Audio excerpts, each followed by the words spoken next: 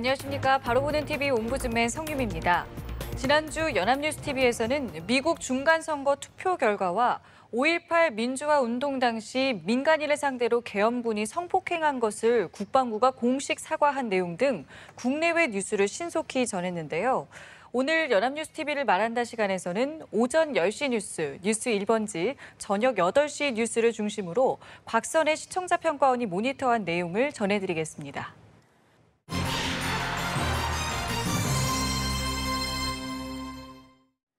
서울 아파트값은 지난 9월 관련 조사를 시작한 이래 최고의 상승률인 0.47%를 보였습니다.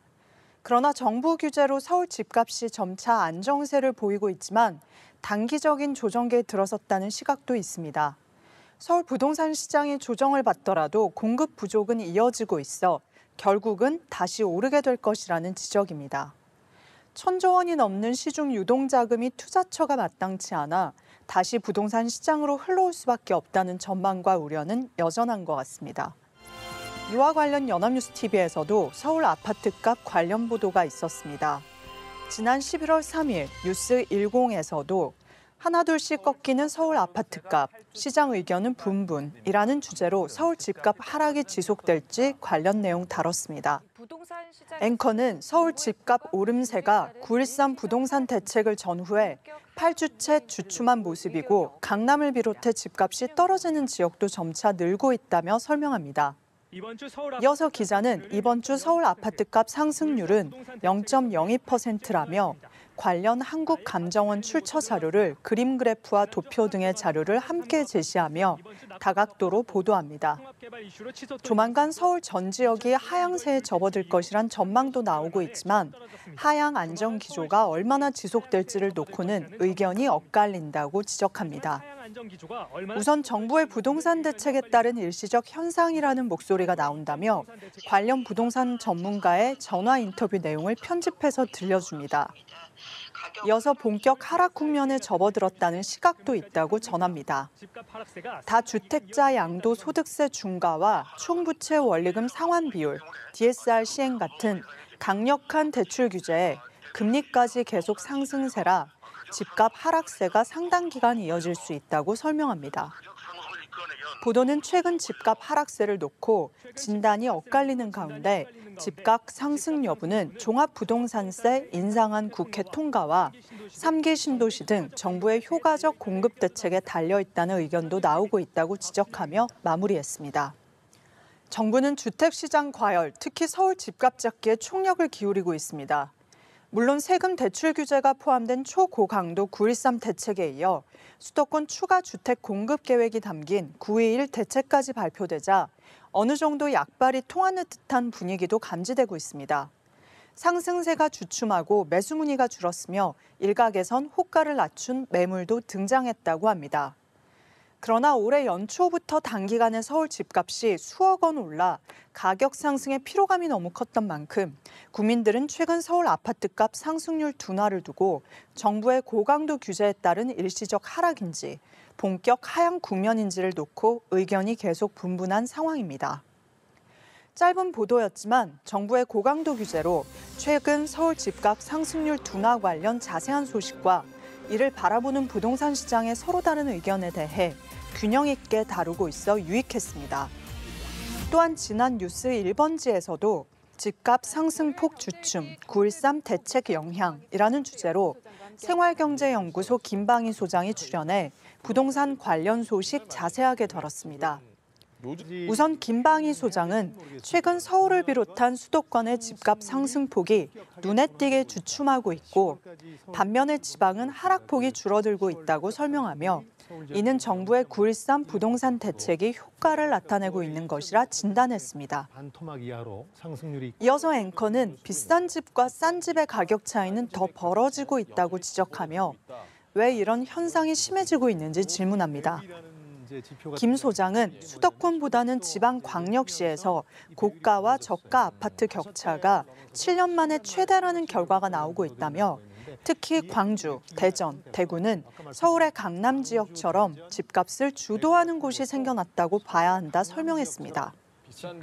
김 소장의 관련 답변에 맞춰 국심해지는 집값 양극화 원인은 이라는 자막이 적절하게 제시됐습니다. 다음으로 정부가 부동산 대책을 발표하면서 여러 가지 규제들을 내놓았는데 그중에서도 어떤 부분이 주택 시장에 가장 큰 영향을 주고 있다고 보는지 질문을 이어갔습니다. 김 소장은 당초 종부세가 효과를 발휘할 거라 예상했는데 가장 강력한 규제는 대출 규제였다고 분석했습니다. 김 소장의 설명 내용을 요약해서 다주택자 대출 규제의 집값 하락 확산이라는 자막이 함께 나왔습니다. 이어서 앵커는 주택담보대출 규제가 크게 강화되면서 다른 대출에도 영향을 주고 있어서 갈수록 돈을 빌리기 어려워지는 상황이 되고 있다 지적했습니다. 끊기기 전에 받자 신용대출 100조 돌파라는 자막과 함께 김 소장은 DSR 적용 앞둔 10월 신용대출이 2조 증가했다며 11월에 들어서 이미 불가능해졌지만 지난 10월에 있었던 막차 대출 심리 현상에 대해 보충 설명을 이어갔습니다. 마지막으로 무섭게 뛰던 집값 상승세가 꺾이면서 부동산 시장은 일단 관망세에 접어들었는데 앞으로는 어떻게 될지에 대해 질문했습니다. 자막 역시 숨고르기 들어간 부동산 시장, 하반기는 이라고 적절하게 제시됐습니다. 김 소장은 서울 주택 매매 가격 전망 지수가 떨어졌기에 서울 집값 하락론이 우세하다고 전망했습니다. 다만 영구적인 게 아니라 한시적일 수 있기에 연말 연초가 고비이고 정부와 지자체가 앞으로 개발 계획이나 공약 발표에 상당히 신중하고 조심스러워야 할 것이라 지적했습니다. 이번 보도는 서울 아파트값 상승률 둔화를 두고 정부의 지난 잇따른 고강도 규제에 따른 일시적 하락인지 본격 하향 국면인지를 놓고 의견이 계속 엇갈리는 가운데 시적절하게 관련 소식 다뤘습니다. 먼저 전체적으로 수도권 집값 상승폭 둔화 현상을 설명하고 지방 위주로 극심해지는 집값 양극화 현상에 대한 분석을 이어가고 정부의 규제 중에서 어떤 부분이 주택시장에 가장 큰 영향을 미쳤는지 살펴보고 대출 규제가 영향을 미친 부분을 다각도로 접근하고 앞으로의 부동산 시장을 전망하는 등 앵커의 질문과 김 소장의 답변이 주요한 흐름을 놓치지 않고 매끄럽게 진행돼 시청하기 편안하고 안정적인 대담이었습니다.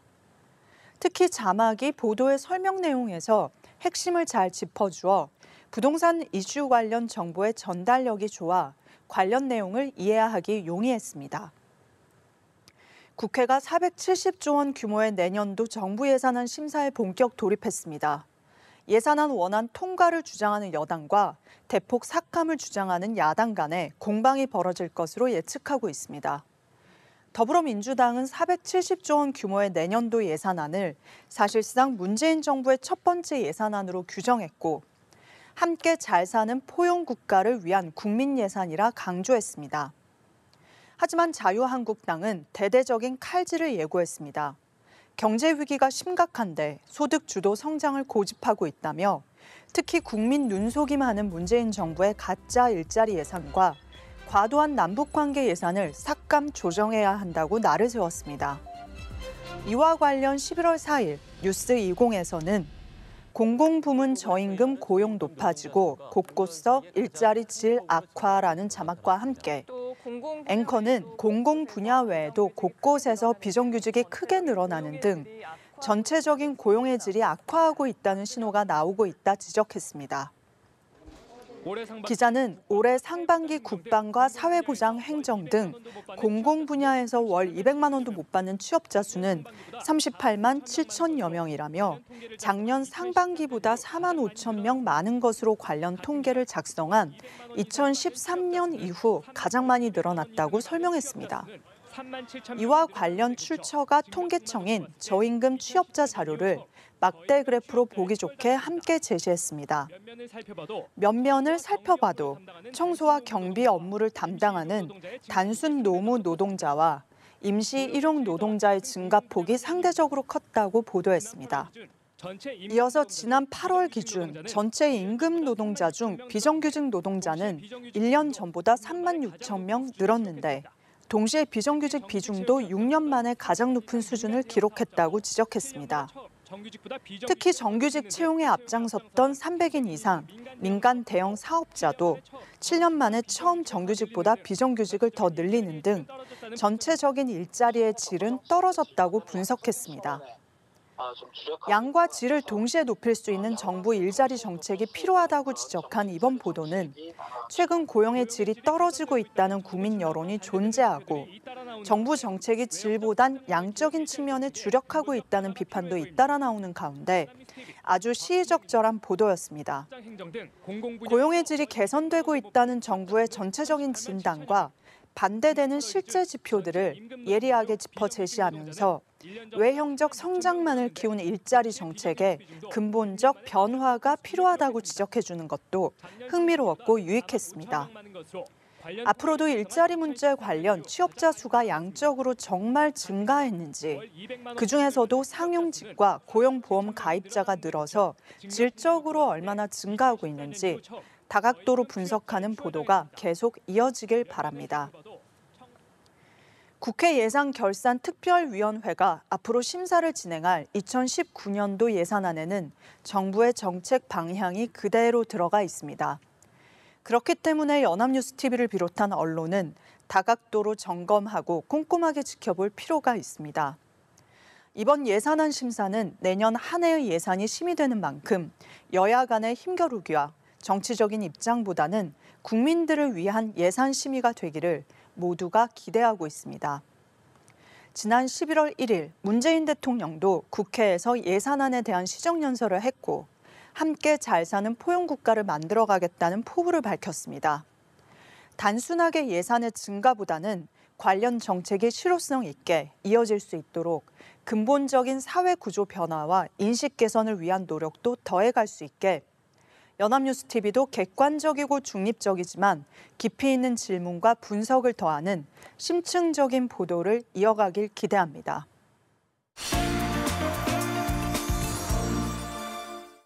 네, 이번 순서는 주말에 방영되는 제작 프로그램을 대학생의 시선으로 분석하고 평가한 내용을 들어보는 캠퍼스TV 리포트 시간입니다.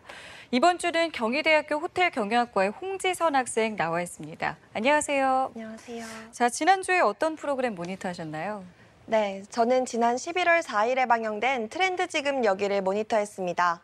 트렌드 지금 여기는 매주 일요일 오전 9시 20분에 방영하는 프로그램으로 지난 방송에서는 국내에서 생산되는 고급 식재료들을 소개했는데요.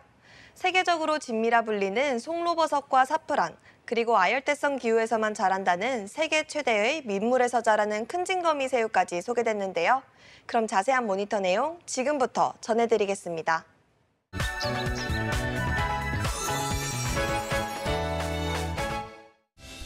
가장 먼저 찾아간 곳은 전라북도 임실군 삼계면. 이곳에 진귀한 버섯을 캔 사람이 있다고 해서 취재진이 찾아가는 장면을 보여줬는데요. 마을 주민들의 인터뷰를 통해 화제가 될 만한 사연이라는 것을 짐작할 수 있었습니다. 희귀버섯을 발견한 심흥만 씨는 땅에서 발견한 이것이 일명 땅속의 다이아몬드라고 설명했는데요. 다이아몬드라면? 얼마 전 언론에도 보도될 만큼 큰 관심을 받은 송로버섯 추정 버섯류라고 합니다. 프랑스와 이탈리아, 중국의 운남성에서만 재배되는 송로버섯은 인공재배가 어려워 자연에서 자란 것을 채취해야 한다는 내레이션을 통해 시청자들의 관심을 끌어당겼습니다. 심흥만 씨가 버섯을 발견했던 당시의 모습을 직접 재현해 주어 실제 상황처럼 느껴졌는데요. 능이버섯을 찾다 참나무 군락지에서 황금빛덩이를 발견했던 당시를 회상하며 국내에서 처음 있는 사례이기에 DNA 검사를 통한 정확한 규명을 기다리고 있음을 알 수 있었습니다. 해야 정확한 거를 규명을 할 수 있다. 사실 확인을 위해 한 연구소를 찾아갔는데요. 아쉽게도 이번에 발견된 버섯은 송로버섯과 유사하게 생긴 속검정덩이 버섯이라고 판명되었답니다. 이어서 오득실 이막 박사는 특정 나무와 석회질 토양, 산도 조건이 다 맞아떨어진다면 우리나라에서도 충분히 발생 가능성이 있고 송로버섯 중에는 인공재배가 가능한 것도 있어서 최적의 배양 조건을 찾는 연구를 계속하고 있다고 설명했습니다. 송로버섯이 자랄 수 있다는데요. 송로버섯에 대해 알아보기 위해 이탈리아 음식점을 찾아갔는데요. 직접 송로버섯의 모습을 보여주어 궁금증이 해소되었습니다. 딱딱해요 진짜. 나무 덩어리 같이. 사장은 송로버섯의 맛을 자연의 흙냄새와 버섯 특유의 향이 느껴지는 대지의 맛이라고 설명했습니다. 이런 느낌? 송로버섯은 종이장처럼 얇은 한 장만으로도 요리의 풍미를 높여주고 샐러드나 스테이크 요리와 어울린다고 합니다. 다음 장면에서는 외국인의 향수를 자극하는 곳, 서울시 용산구에 위치한 이태원 길거리를 보여주는데요. 따뜻한 나라에서 온 사람들에게 인기 있는 노란색 쌀밥인 사프란 라이스가 소개되었습니다. 여러 나라에서 온 사람들의 인터뷰를 통해 사프란은 색과 향이 좋고 입맛에 돋우는 재료라는 것을 알 수 있었는데요. 주방에서 사프란 라이스가 어떻게 조리되는지 보여주어 좋았습니다. 맛도 향도 외국 등지에서만 재배되는 줄 알았던 사프란을 국내에서도 재배하고 있다는데요. 경상북도 영양군의 한 농장을 찾았습니다. 그런데 밭에는 아무것도 보이지 않았는데요. 지금 흩뿌리기 위해서 사프란을 땅속 깊이 묻어놓고 동명기인 12월쯤에 그 모습을 볼 수 있다고 합니다. 그 모습을 잎을 볼 수가 있어요. 이날은 사계절이 뚜렷하기 때문에. 사프란을 키우는 농장주인 정군섭 씨는 우리나라의 계절 특성상 증식하고 수확하는 과정에서 수작업이 필요하다는데요. 4년에서 5년 정도 번거로운 작업을 해야만 한다고 합니다. 반복적인 작업을 해줘야만이. 정군섭 씨는 올해 꽃을 피울 사프란이 있는 비닐하우스로 장소를 옮겨 사프란 알뿌리의 모습을 보여주었는데요. 그 모습은 마늘과도 비슷해 신기했습니다. 사프란이 꽃을 피우면 암술만을 따서 말리는데 비싼 향신료라고 합니다. 기침 감기. 사프란에는 천연 칼륨이 많이 들어있어서 한방 약재로 많이 쓰인다고 하는데요. 한방 약재로 쓰인답니다. 150개 이상의 꽃에서 겨우 1g의 사프란 암수를 얻을 수 있어 현재 거래되는 무게로 치면 금보다도 비싸게 취급된다고 합니다. 저희들이 조금 더 마지막 정군섭 씨의 인터뷰를 통해 기술과 상품 개발을 통해 더욱 사프란 개발을 위해 노력할 것임을 알 수 있었습니다. 좀 더 해야 될 것 같아요. 마지막으로 찾아간 곳은 경상북도 칠곡군 지천면 양식장에서는 낚시가 되는 유일한 민물어류인 큰 징거미 새우를 소개하였습니다. 큰 징거미 새우의 모습을 확대해서 보여주며 대하보다도 훨씬 크고 집게발이 있는 형태임을 설명해 주었는데요. 몸집이 큰 새우를 보여주며 커다란 집게를 보여주었는데 위협적으로 느껴졌습니다. 큰 징거미 새우는 아열대성 지역에서 자라며 수컷이 약 400g까지 자라는 최대 민물새우로 국내에서 대량 생산하는 데 성공했다고 합니다. 이 새우는 공격성이 강해서 집게발을 잘라주지 않으면 동족끼리도 잡아먹는다고 합니다. 자기 영역에서는 사냥하는 본능이 있어 재배가 어렵고 큰 공간이 필요하다고 하는데요. 그래서 생산량이 제한될 수밖에 없다고 합니다. 그래서 생산량이 제한될 수밖에 없고. 동절기에는 실내로 옮겨 양식을 해야 해 큰 징거미 새우의 양식도 쉽지 않은 일임을 알 수 있었습니다. 청정 환경에서 키워 깨끗하다는 큰 징거미 새우는 몸집이 커 먹을 것도 많다고 합니다. 이어 두 번째 출하. 고소한 치즈와 이곳 양식장에서는 큰 징거미 새우의 낚시와 직접 낚은 새우로 피자도 먹을 수 있다고 하는데요. 방문객들이 독특한 체험을 할 수 있겠다고 생각했습니다. 직접 낚은 새우로 만든 피자의 맛. 정말로 한 200g까지 키워가지고 이 부부의 목표는 새우를 200g까지 키워서 호텔 요리 같은 고급 요리에 쓰이도록 하는 것이라고 하는데요. 크게 키우는 이를 통해 농가 소득이 올라가는 것이 목적이라는 말이 감동적이었습니다. 농가에 소득이 많이 올라가는 걸 목적으로 하고 있습니다. 새로운 맛은 새로운 세상을 열어준다는 마지막 멘트가 인상적이었는데요. 우리나라에서 생산된 세계적인 진미들과 함께 다채로운 맛의 세계가 열리도록 노력하는 사람들의 모습이 인상적이었습니다. 어떨까요? 네, 모니터한 내용 잘 봤습니다. 식재료가 3가지가 나왔는데 어떤 게 가장 인상 깊었나요? 네, 우리나라에서 세계적인 진미를 생산해내기 위해 주산지와는 다른 기후와 토양 등 여러 환경적인 요인 때문에 많은 어려움이 있어 보였습니다. 그럼에도 불구하고 생산에 성공한 농가들의 사례를 보면서 덕분에 우리의 식탁이 풍요로워질 수 있다는 생각이 들었는데요. 앞으로 더 다양한 식재료들을 우리나라에서도 생산될 수 있도록 많은 지원과 노력이 이루어지면 좋겠습니다.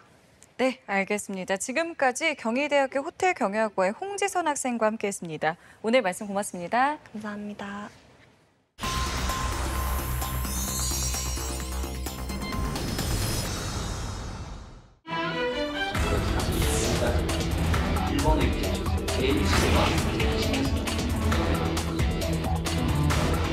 일본 정부는 식민 지배의 불법성을 인정하지 않은 채 강제동원 피해의 법적 배상을 원천적으로 부인하였고, 이러한 상황에서 강제동원 위자료 청구권이 청구권 협정의 적용 대상에 포함되었다고 보기는 어렵습니다.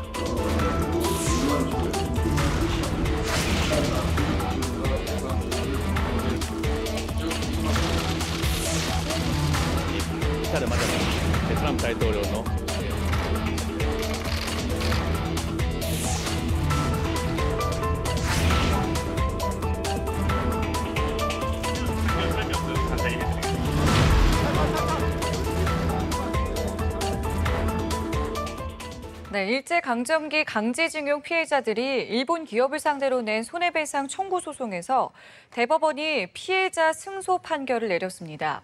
이 소송이 제기된 지 13년 8개월 만인데요. 하지만 이번 판결은 단순히 금전 배상 문제를 넘어 한일 양국 간 외교 분쟁으로 비화하고 있습니다.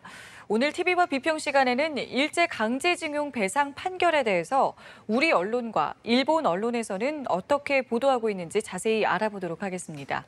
명지대학교 디지털 미디어학과의 최선규 교수 나오셨습니다. 안녕하세요. 안녕하세요. 자, 먼저 이번 사건의 개요, 또 판결 내용을 좀 강약하게 정리를 해주시고요. 또 이번 판결에 대해서 정치권과 시민사회는 어떻게 또 반응을 하고 있는지도 전해주시죠. 네.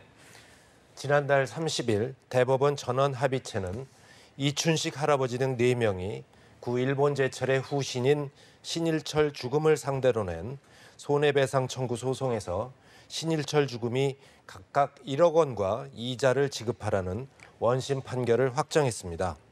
재판부는 구 일본 제철이 이 할아버지 등을 혹독한 환경에서 강제로 일하게 한 것은 일본 정부의 불법적인 식민 지배와 직결된 반인도적 불법 행위로서 해당 기업이 배상 책임이 있다고 인정했습니다.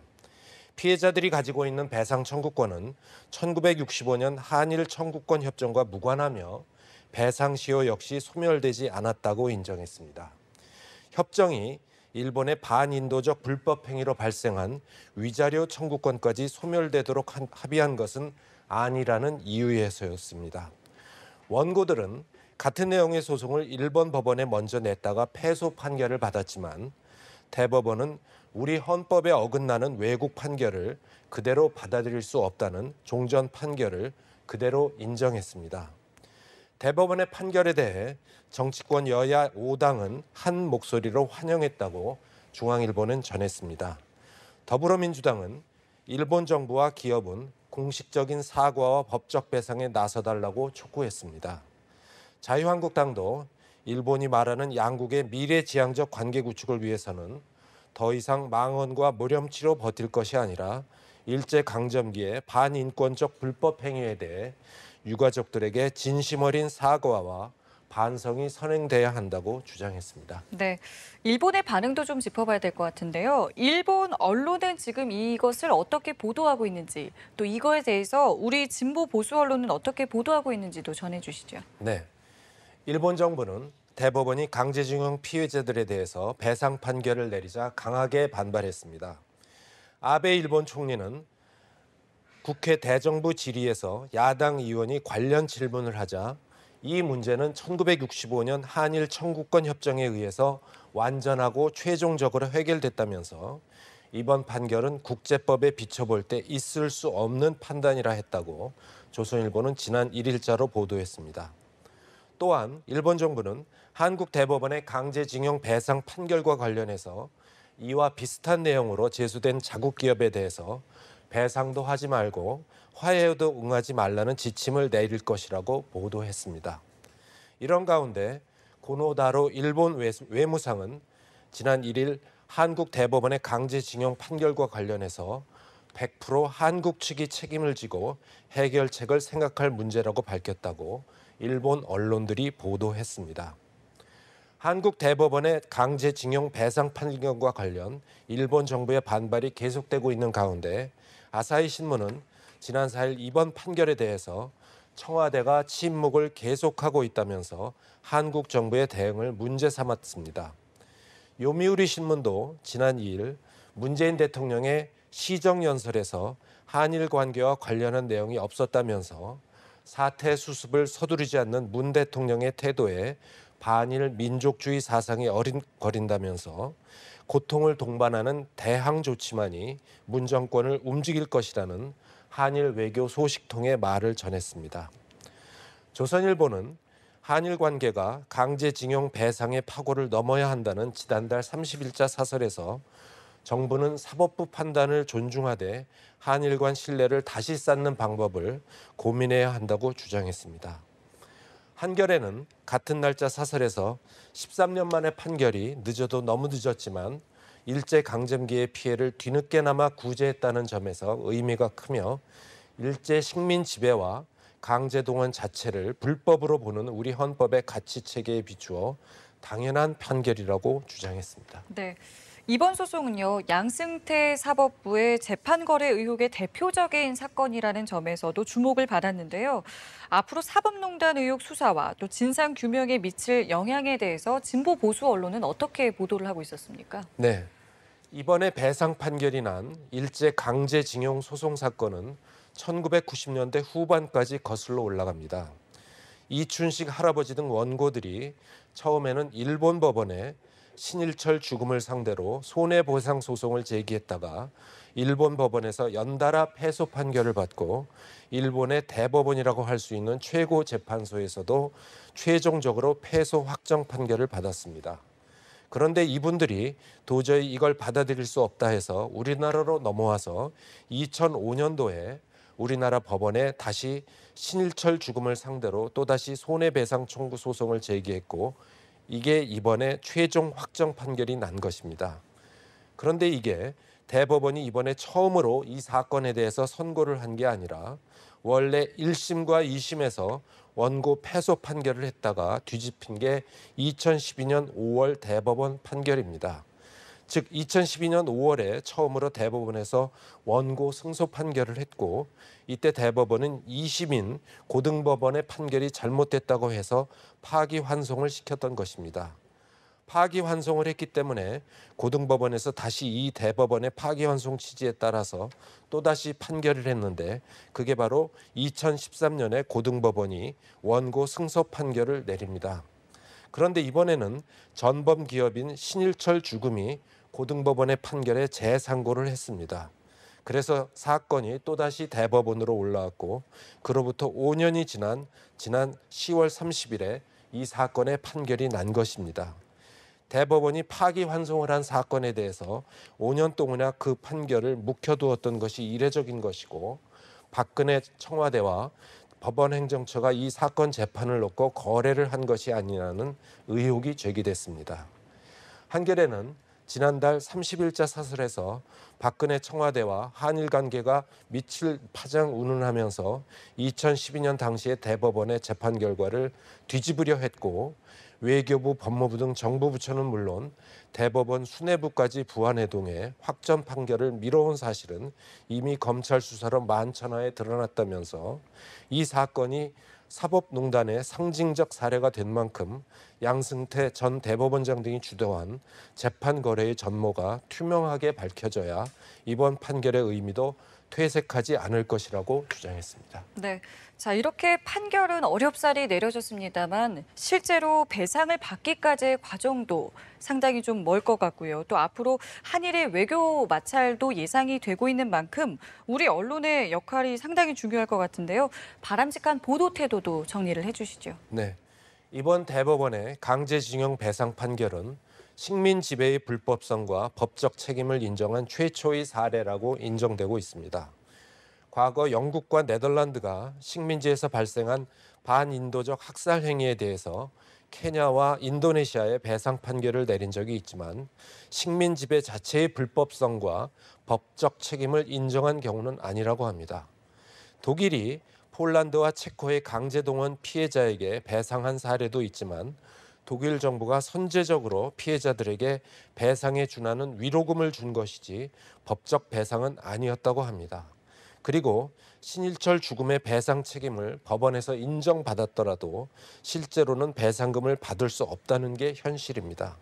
이번에 대법원 판결로 피해자에 대한 실제 배상이 어떻게 이루어질지 그리고 향후의 한일 관계에 어떤 영향을 미치게 될지 언론은 주의 깊게 살펴봐야 할 것입니다. 네, 알겠습니다. 지금까지 명지대학교 디지털 미디어학과 최선규 교수와 함께했습니다. 오늘 말씀 고맙습니다. 감사합니다. 네, 옴부즈맨 제작진은 시청자 여러분의 다양하고 소중한 의견을 기다립니다. 방송을 보고 느낀 소감을 연합뉴스TV 홈페이지 시청자 게시판이나 SNS로 보내주시기 바랍니다.